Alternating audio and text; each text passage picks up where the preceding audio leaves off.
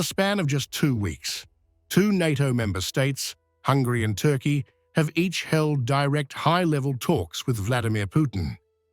Viktor Orban met the Russian president on November 29 in Moscow, and Recep Tayyip Erdogan met him again today in Turkmenistan.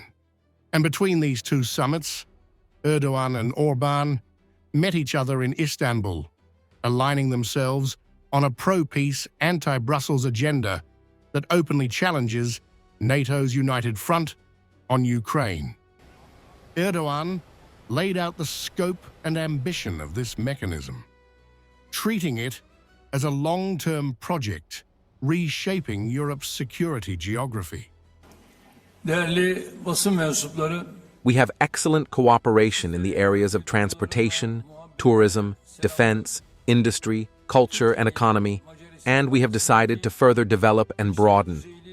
In the areas of national security, defense industry, the leaders and ministers have already agreed to have a joint, coordinated 4+4 format meeting. I believe that this mechanism will further deepen and develop the cooperation.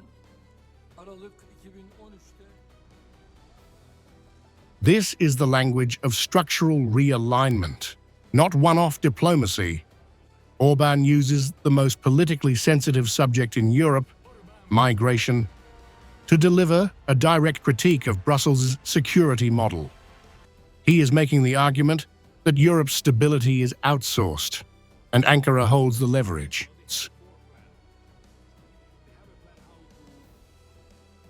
If Turkey were not to defend Europe and Hungary on the southern coast, then life in Europe would be impossible today.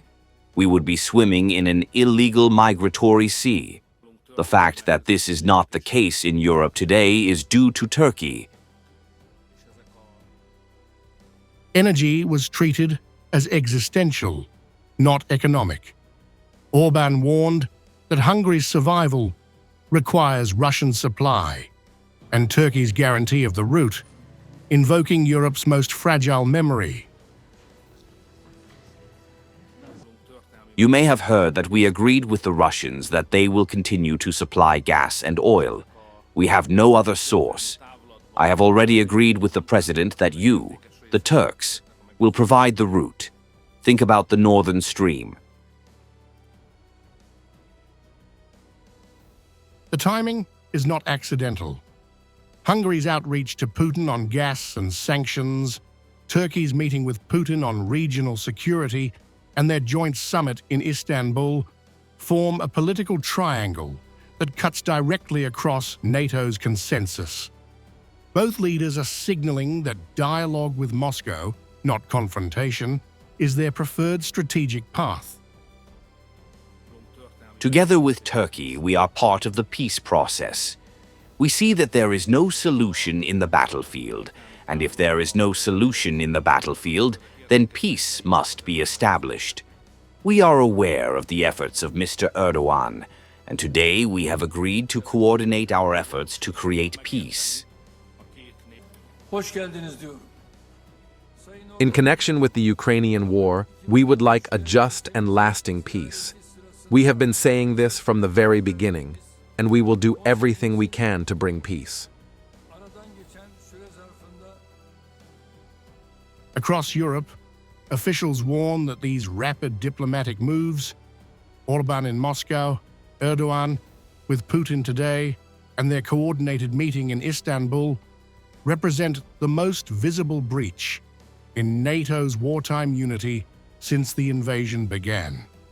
2 allied governments are shaping their own peace tracks, their own energy routes, and their own political terms, openly rejecting Brussels' sanctions framework and NATO's battlefield logic.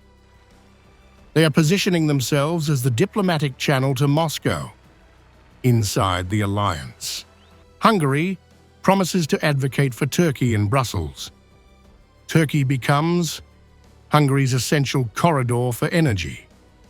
Together, they broadcast a vision of Europe where strategic autonomy does not belong to NATO command or EU institutions, but to sovereign governments operating on their own terms. This is the emergence of a power axis inside the West that believes Europe's direction must change, and that they are the actors capable of changing it.